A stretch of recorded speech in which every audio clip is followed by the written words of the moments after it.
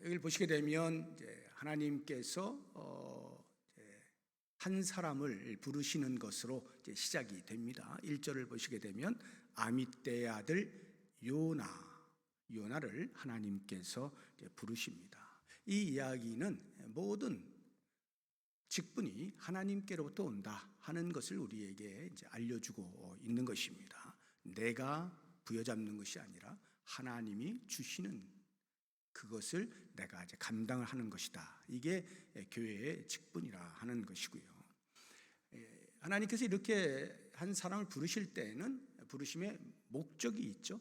요나를 부르신 목적은 2절 앞부분을 보게 되니까 너는 일어나 저 큰 성읍 니느웨로 가서 그것을 향하여 외쳐라 했어요. 니느웨는 아수르라고 하는 당시 대국의 수도였습니다. 이 니느웨, 그러니까 아수르죠. 아수르가 워낙 강대국이었기 때문에 오늘날도 뭐 별반 다르지 않습니다만 강대국은 아무래도 약소국들을 침략하거나 또는 괴롭히거나 하는 일들이 있게 마련이죠. 그 당시에도 아수르가 주변 국가들을 많이 괴롭혔어요. 특히나 북이스라엘은 접하고 있는 상황이었기 때문에 북이스라엘이 많이 괴롭힘을 당하고 있었습니다. 그런데 거기에 하나님의 심판이 임할 것임에 대하여 가서 알려주어라 하고 하나님께서 사명을 부여하시는 거예요. 하나님께서 누군가를 부르시면, 누군가에게 직분을 주시면 거기에 따르는 사명이 있다는 것을 우리로 알게 하시는 대목입니다. 이 요나에게 주어진 사명, 가서 외쳐라 하는데 왜 외쳐야 되는가? 그 뒤에 보시게 되면 2절 뒷부분에 그 악독이, 그러니까 니느웨 성 또는 아수르 백성들의 악독이 내 앞에 상달되었음이니라. 하나님 보실 때에 너무나 악행을 저지르는 거예요. 그래서 이제 심판이 임할 거야 하고 그 심판의 계획을 알려주고 곧 나중에 보시게 되면 이제 40일 후에, 요나가 말해 40일 후에 하나님의 심판이 임한다 이렇게 외치거든요. 하나님의 심판이 임박했음에 대하여 알려라 이렇게 이제 말씀을 하는 거죠. 이걸 보면 사실 하나님께서 니느웨 아수르를 멸망할 생각을 가지고 계셨다면, 심판하시고자 하신다면 굳이 알리실 필요가 없겠죠. 그냥 징계를 하시면 그만이에요. 그런데 왜 굳이 그렇게 알리라고 하셨을까요? 혹이라도 회개할까 하여. 이것이 하나님의 마음이었던 거죠. 한 영혼이라도 어찌하든지 돌아설 수 있으면 좋겠다 하는 것이 하나님의 본심인 거예요. 그 본심을 요나에게 보여주시고 네가 그 일 좀 해다오 라고 사명을 부여하신 거죠. 이에 요나의 반응이 흥미롭습니다. 도망을 가버립니다. 3절을 보시게 되면 요나가 여호와의 얼굴을 피하려고 일어나 다시스로 도망하려 하여 이렇게 도망을 갑니다. 욥바가 항구 도시거든요. 배가 오고 가는 거기로 내려가서 다시스라고 하는 먼 곳으로 가는 배를 타고 도망을 가려고 그래요. 거기에는 설마 하나님이 찾지 못하시겠지, 나를 계속 따라오지는 못하시겠지, 뭐 이런 생각을 했는지 욥바로 내려가서 다시스로 가는 배를 이제 타게 되는 것입니다. 이러한 그 불순종의 행동, 순종하지 않은 거죠. 이 불순종의 행동은요, 사실 그 앞에 하나님의 말씀, 하나님의 계획, 하나님의 마음에 저는 동의하지 않습니다 하는 이의 제기로부터 불순종의 행동이 나오게 되는 것을 알 수가 있습니다. 하나님께서 그 아수르라고 하는 나라를 심판하시겠다고 하는 그런 계획을 요나에게 알려주시고 그걸 좀 전해라 라고 하는데, 요나가 판단해 봤을 때는 그게 옳지 않다는 판단을 하게 된 것입니다. 그러니까 하나님의 말씀에 동의하지 않는 거예요. 왜 그랬을까요? 이미 앞서 말씀을 드린 것처럼 이 아수르는 북이스라엘을 괴롭히는 나라였단 말이죠. 그러면 하나님께서 야 거기 너무 악해, 내가 심판할 거야 하면 굳이 뭐 자기를 보낼 필요 없잖아요. 그냥 심판하시면 제일 좋을 것 같은데 뭐하러 자기를 보내서 알게 해서 그들이 혹시라도 돌아서면 얼마나 억울해요. 요나 입장에서 볼 때는 혼이 나야 되는데, 그래서 그 하나님의 생각이 이상한데 하나님이 실수하시는 건가? 하나님이 이렇게 비합리적이실 리가 없는데 하면서 그러한 하나님의 생각에 동의하지 않게 되니까 자연히 따라오는 것이 불순종이라고 하는 행동이 된 것입니다.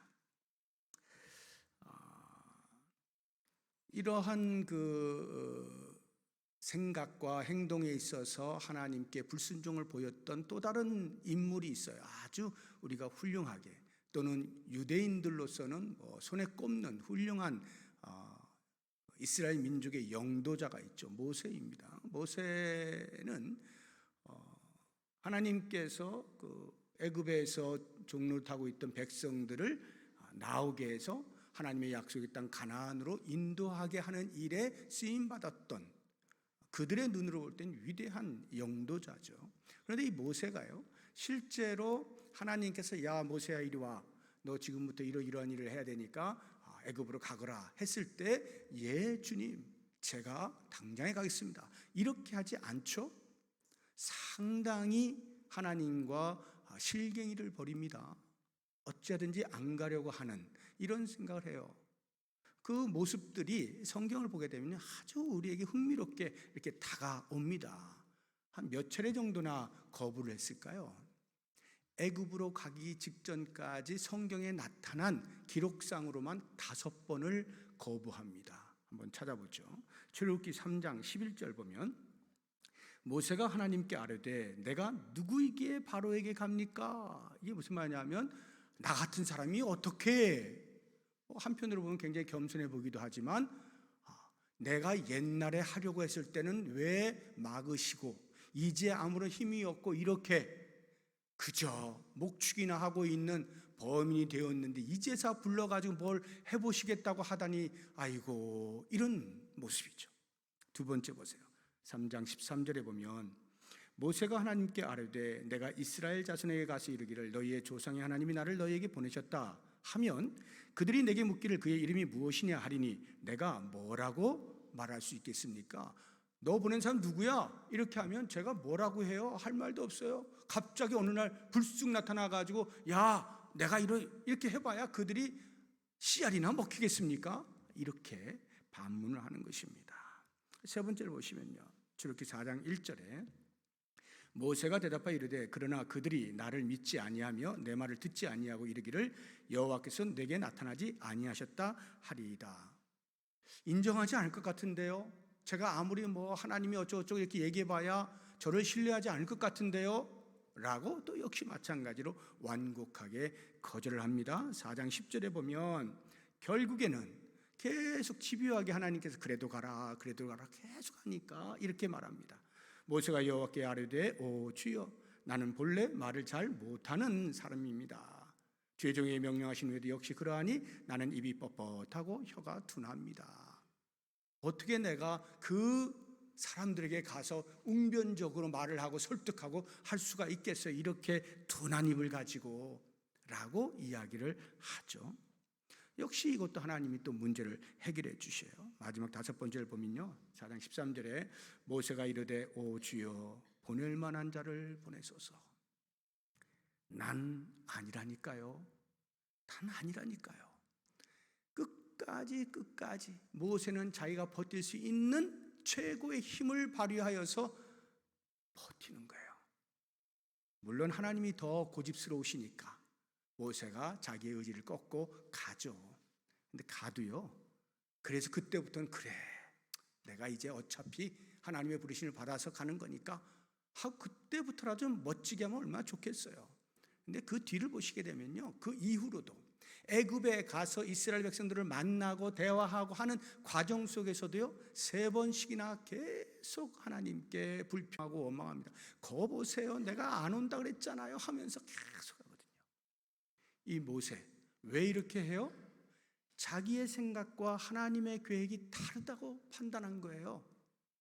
하나님의 생각이 자기가 볼 때는 옳지 않다라고 보는 겁니다. 그 40살 되던 때 혈기왕성하고 힘이 있고 권력도 있고 말이죠. 이럴 때 자기를 사용해가지고 민족을 다 구원하는 영도자를 세우면 모양새도 있고 얼마나 좋아요. 그런데 40년이 더 흘러가지고 완전히 육체적으로도 쇠하여서 80살이 되어가지고 꾸정하니 이제는 무슨 비전도 없고 생각도 없고 그냥 양이나 치면서 하루하루 살고 있는 그러한 나를 찾아와서 왜 갑자기 이러십니까? 모세가 생각할 때는 하나님이 합리적이지가 않은 거예요. 그러한 생각이 그에게 불순종으로 행동을 낳게 만들었다 하는 것이죠. 이 요나를 보시게 되면 그래서 그가 그러한 하나님의 생각에 동의하지 않다 보니까 도망을 가는 불순종의 행동을 하게 되는데 그 모습을 한번 보세요. 3절 보면 오늘 본문의 말씀, 요나가 여호와의 얼굴을 피하려고 일어나 다시스로 도망하려 하여 욥바로 내려갔다 하는 이 표현. 그 다음에 다시 그 뒤를 보시게 되면 마침 다시스로 가는 배를 만난지라 여호와의 얼굴을 피하여 그들과 함께 다시스로 가려고 백삭을 주고 배에 올랐더라 할 때 올랐더라 하는 이 표현. 그 다음에 5절을 보시게 되면 사공들이 두려워하여 각각 자기의 신을 부르고 또 배를 가볍게 하려고 그 가운데 물건들을 바다에 던지니라. 그러나 요나는 배 밑층에 내려가서 할 때 이 내려갔다는 표현, 내려갔다 올라갔다 내려갔다 하는 이 말이요, 사실 이 히브리어는 야라드라고 하는 한 단어를 계속 반복해서 쓰고 있는 거예요. 그런데 똑같은 단어를 사용하면서 지금 뭘 보여주고 있느냐 하면 요나가 점점 더 하나님으로부터 멀어져 가고 있다, 하나님의 생각으로부터 멀어져 가고 있다, 하나님의 계획으로부터 멀어져 가고 있다는 것을 강조하고 있는 거예요. 결국 그가 어디까지 가느냐 하면 5절 뒷부분에 보니까 누워 깊이 잠이 든지라. 물론 육체적으로 피곤해서 잠이 들었다 이렇게 이해할 수 있겠습니다만 상당히 우리에게 무엇인가를 생각하게 해주는 표현인 거예요. 깊이 잠이 들었다. 다시는 더 이상은 하나님 아무리 저에게 이야기해도 제가 안 들을 거예요. 전 자버릴 거예요. 전 이제 안 듣습니다. 끝! 이렇게 하나님과 단절을 시도한 모습을 우리에게 보여주고 있는 것입니다. 이렇게 하나님께 불순종하게 되었을 때 어떠한 일이 벌어졌을까요? 요나가 아주 비참한 처지에 빠지게 됩니다. 여러분은 성도가 비참해지는 때가 언제라고 생각하세요?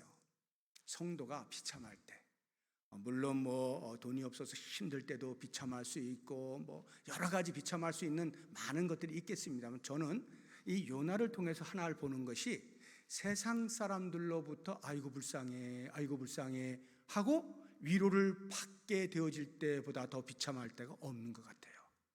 성도는요, 모든 것을 가지신 하나님을 아버지라 부르는 사람이죠.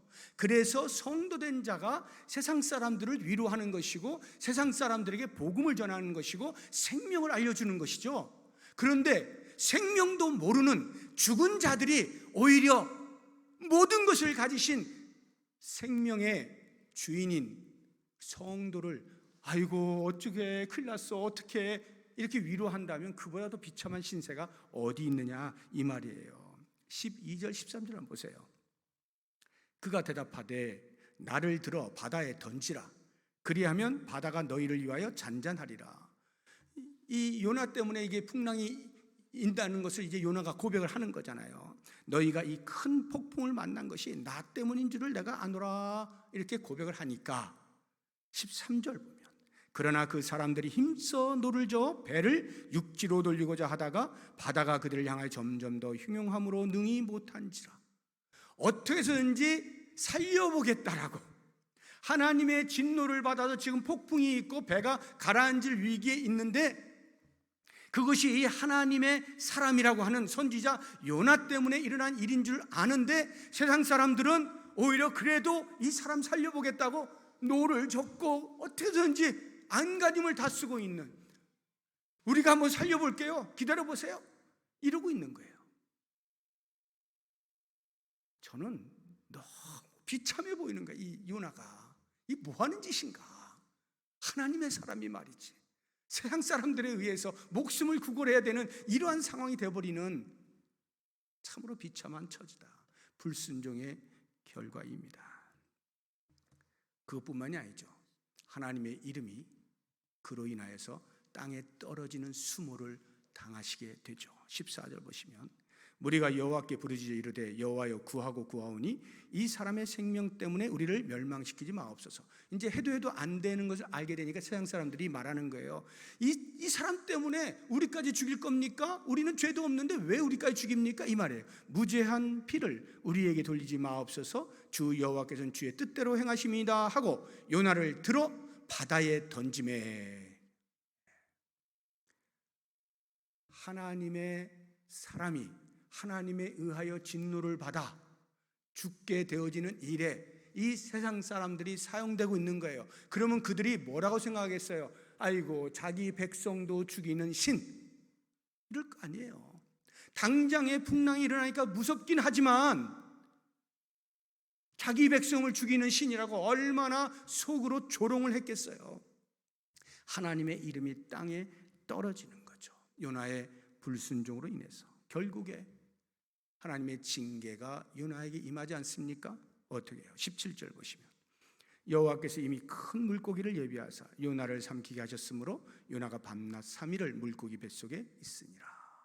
이게 하나님께서 요나에게 징계를 내리시는 내용이죠. 물고기에게 삼켜지게 된 것입니다. 이 물고기 뱃속에서 요나가 드디어 자기를 돌아보게 됩니다. 내가 하나님의 말씀에 불순종하여서 이 모양 이 꼴이 되었구나 하고는 그 물고기 뱃속에서 처절한 기도와 함께 자기를 돌아보고 하나님 앞에 회개하는 거예요. 그리고는 하나님께서 그래 하고는 그 물고기에게 명하여서 요나를 토해내게 만들죠. 그때 요나가 정신을 차리고 가야지 하고는 니느웨로 가는 거예요. 그리고는 외칩니다. 40일 후에 하나님의 심판이 있을 것이다. 니느웨 도성에 가서 마치 미친 듯이 그렇게 외친 겁니다. 3장 4절 한번 보세요. 요나가 그 성읍에 들어가서 하루 동안 다니며 외쳐 이르되 40일이 지나면 니느웨가 무너지리라 하였더니, 자, 이 결과가 어떻게 되었을까요? 요나가 이렇게 외쳤는데 요나의 마음속에는 어떤 심정으로 외쳤을까요? 좀 뒤에 보면 이제 나오는데요.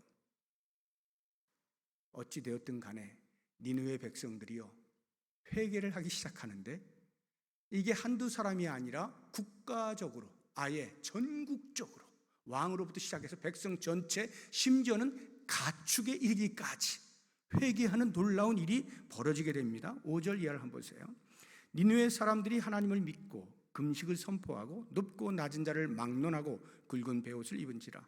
그 일이 니느웨 왕에게 들림에 왕이 보좌에서 일어나 왕복을 벗고 굵은 베옷을 입고 제 위에 앉으니라.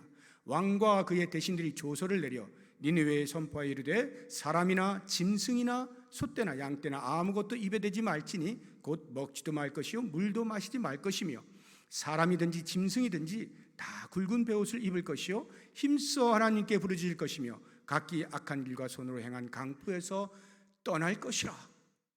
상상할 수 없는 국가적인 회개가 일어나게 된 것입니다. 어떻게 하나님께서 심판을 계획하셨지만 회개하니까요 어떻게 했을까요? 10절 보면 하나님이 그들이 행한 것 곧 그 악한 길에서 돌이켜 떠난 것을 보시고 하나님이 뜻을 돌이키사 그들에게 내리리라고 말씀하신 재앙을 내리지 아니하시니라. 하나님이 심판을 유예하신 거예요. 용서해 주신 거예요. 이 장면을 낱낱이 보고 있던 요나, 과연 어떠한 반응을 보였을까? 4장 1절에서 나타나고 있는데요. 보시면 요나가 매우 싫어하고 성내며 분노했다는 거예요. 왜 분노했을까요? 그가 생각할 때는 여전히 니느웨 백성들 하나님의 심판을 받아야 쌤통인데 이게 웬일이에요? 왜 회개를 하고 이렇게 하나님이 유예를 해주시냐 말이죠. 그러니까 니느웨 백성들이 심판받지 않는 것만 봐도 화가 나고, 거기다가 그렇게 하는 데에 하나님께서 결정적으로 일하셨다는 생각이 들 때 어찌 저들을 용서하실 수가 있단 말인가? 자기 백성을 괴롭히는 저 민족을 어떻게 용서하실 수가 있단 말인가? 요나는 너무 분노하게 된 것입니다.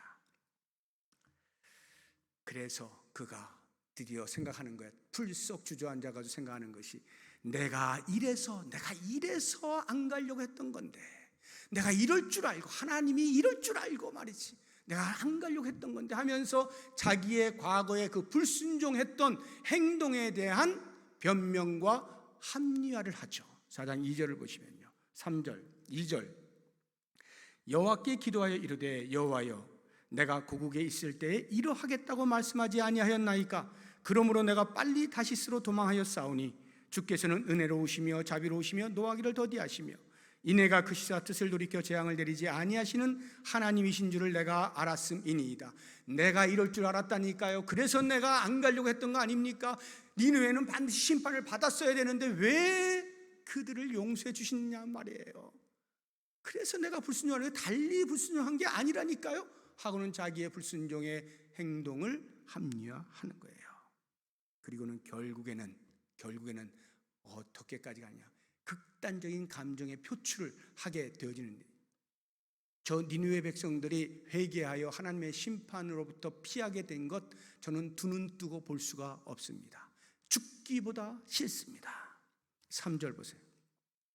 여호와여, 원하건대 이제 내 생명을 거두어 가소서. 사는 것보다 죽는 것이 내게 나음이니이다. 내 속에서 치밀어오는 이 화병 때문에 나 죽게 생겼어, 이 말이에요. 어찌하여 저들을 놔둘 수가 있단 말이에요. 우리 민족을 이렇게 괴롭히는데 조금이라도 손 좀 봐주셔야지 말이지 하고는 이 요나가 극단적으로 감정을 표출하는 모습을 볼 수가 있어요. 그때 하나님이 요나에게 뭐라고 하시는가? 4절 보세요. 여호와께서 이르시되, 내가 성내는 것이 옳으냐? 너 지금 화내고 있는 거 네가 생각할 때는 맞다고 생각하니? 요나의 심중 깊은 곳에 있는 왜 화내는지에 대한 진정한 원인을 알게 해주시고, 그것을 들여다보아서 자기 스스로 감정을 추스릴 수 있는 기회를 제공하시기 위해서, 야, 너 진짜 너 화내는 거 맞는 거야? 너 진짜 내 마음을 모른단 말이니? 이렇게 마음을 추스릴 수 있는 기회를 주십니다. 그런데요, 요나가 어떻게 해요? 아랑곳하지 않죠. 5절을 보시게 되면, 요나가 성읍에서 나가서 그 성읍 동쪽에 앉아 거기서 자기를 위하여 초막을 짓고 그 성읍에 무슨 일이 일어나는가를 보려고 그 그늘 아래에 앉았더라. 이게 무슨 표현이에요? 하나님이 용서해 주시는 걸 보고는요, 저 외곽으로 나가가지고 초막을 하나 딱 짓고 거기 앉아가지고 어떤 일이 벌어지는가 보자 하는 거예요. 뭘 보는 거예요? 혹시라도 하나님께서 잠시 그들이 막 회개하고 눈물 흘리고 하니까 감동을 받으셔가지고, 그래 내가 용서해 줄게 라고 하셨지만, 그래도 다시 한번 이성을 차리고 보시게 되면 저들이 얼마나 악독한 자들인지 아실 테니까 어쩌면 마음을 또 바꾸실지도 몰라. 분명히 또 심판을 내실지도 몰라. 40일 후에 심판하신다고 하셨으니까 그렇게 될지도 몰라. 혹시 그렇게 될지 모르니까 한번 봐야지 하고는 그러고 있는 거예요. 하나님의 마음을 전혀 알지 못하는 요나의 모습을 볼 수가 있습니다. 이쯤 되면 제가 망령되지만 만약에 하나님이었다 하면 요나 진짜 꿀밤을 주든지 뭐 어떻게 좀 할 것 같은데요. 한번 물고기 뱃속에 집어넣었다가 꺼내신 하나님이신지라 불쌍히 여기시고 계속하여 자비의 마음을 가지고 요나를 설득하고 또 설득하고 계속 설득하는 모습을 볼 수가 있습니다. 그 설득하는 장면을 우리에게 이 단어로 설명을 해주고 있는데요. 4장 6절을 보세요. 하나님 여호와께서 박넝쿨을 예비하사, 준비해 놓으셨다, 이 말이에요. 7절을 보세요. 하나님이 벌레를 예비하사, 예비해 놓으셨어요. 준비해 놓으셨어요. 8절 보세요. 해가 뜰 때 하나님이 뜨거운 동풍을 예비하셨고, 예비하시고 예비하셔요. 이게 뭐냐 하면 요나를 설득하기 위하여 할 수 있는 모든 것을 동원하신다, 이 말이에요. 박넝쿨을 예비하셨어요. 그래서 그 밑에서 아이고 시원해. 그 다음에는 벌레를 예비하셔가지고 박넝쿨을 다 갉아먹게 만들어요. 그늘이 없어졌어요. 뜨거워. 그러고 있는데 갑자기 뜨거운 동풍을 불어요. 그냥 해만 해도 뜨거운데 뜨거운 동풍까지 부니까 미칠 지경이에요. 죽을 지경이 됐다, 이 말이에요. 끙끙거려요. 그때 하나님께서 요나에게 참 교훈을 내리시죠. 10절과 11절 보세요. 여호와께서 이르시되 내가 수고도 아니하였고 재배도 아니하였고 하룻밤에 났다가 하룻밤에 말라버린 이 박넝쿨을 아꼈거든.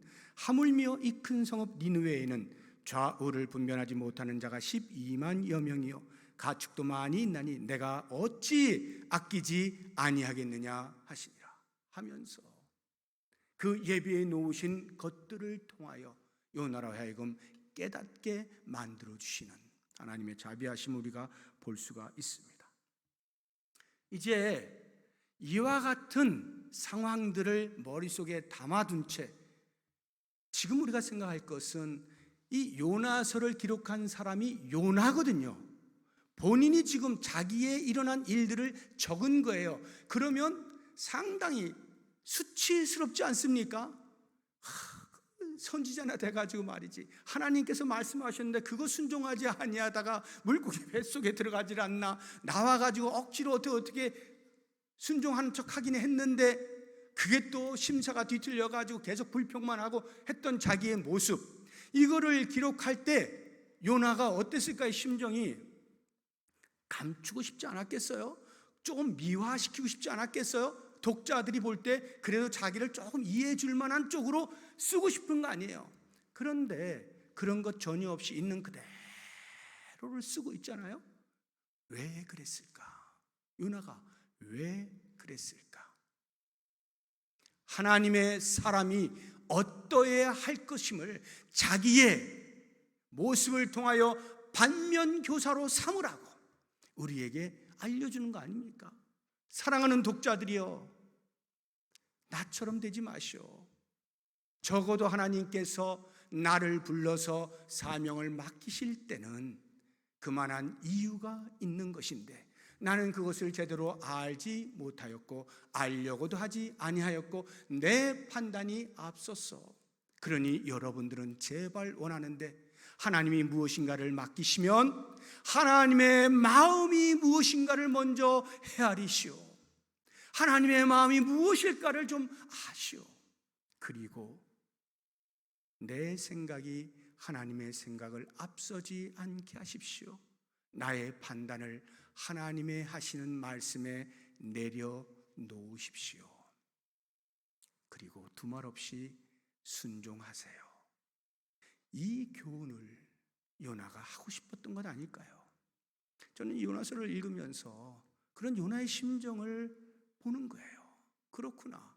자기를 드러내서라도 독자들로 하여금 똑같은 우를 범하지 않게 하시고 싶은 이 요나의 심정.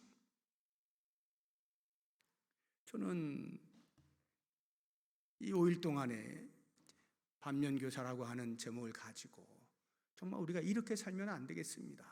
적어도 하나님의 일꾼으로 부름받은 자들이 이런 모습을 가져서는 안 되겠습니다 하는 것을 5가지를 여러분들에게 말씀을 드렸죠.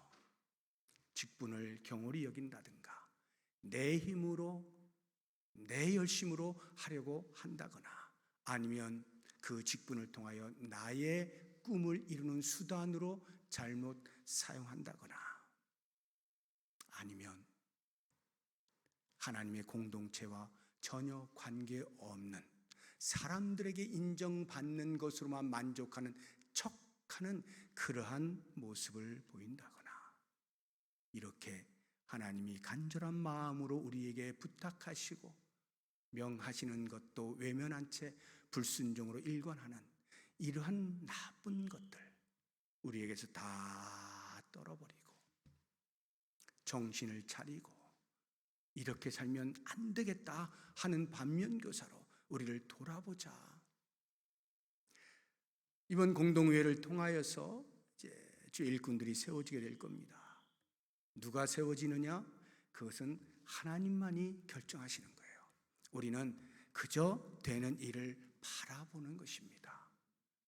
후보자가 됐든지 성도 됐든지 누가 되었든지요, 내가 되고자 하는 의지, 나는 안 된다라고 하는 의지 전부 경홀히 여기는 거예요. 하나님이 맡기시면 맡기시는 대로, 하나님이 다음에라고 하면 다음에, 하나님이 하시는 대로 그대로 순종하는, 이것이야말로 하나님의 직분에 대한 우리의 마땅한 태도입니다. 내 열심으로 힘을 다하다가 탈진하여서 지쳐서 쓰러져서 잠수 타고 하는 그런 것 말고요, 하나님께 주시는 힘으로 제가 감당합니다 하는 언제나 겸손한 태도로 주의 일을 감당하고, 적어도 이게 하나님의 뜻인지 내 꿈인지 내 야망인지 잘 살펴서 나를 내려놓고 하나님의 뜻을 이루기 위하여 쓰임받는 그러한 종으로, 무엇보다도 나 스스로를 속여가면서까지 하나님의 이름을 망령되이 여기는 위선의 모습들을 벗어버리고 오직 순종이 제사보다 나은 지극히 겸손함으로 하나님의 마음을 헤아려 그 뜻을 이 땅에서 이루어냄으로써 오직 하나님만이 나를 통하여 영광을 받으십시오, 이러한 신실한 태도, 그러한 주의 종들이 세워져서 이 교회가 건강하게 하나님 나라를 대변하면서 이 땅에서 해야 할 일들 잘 감당하는 놀라운 교회가 될 수 있기를 주의 이름으로 부탁드립니다. 기도하겠습니다.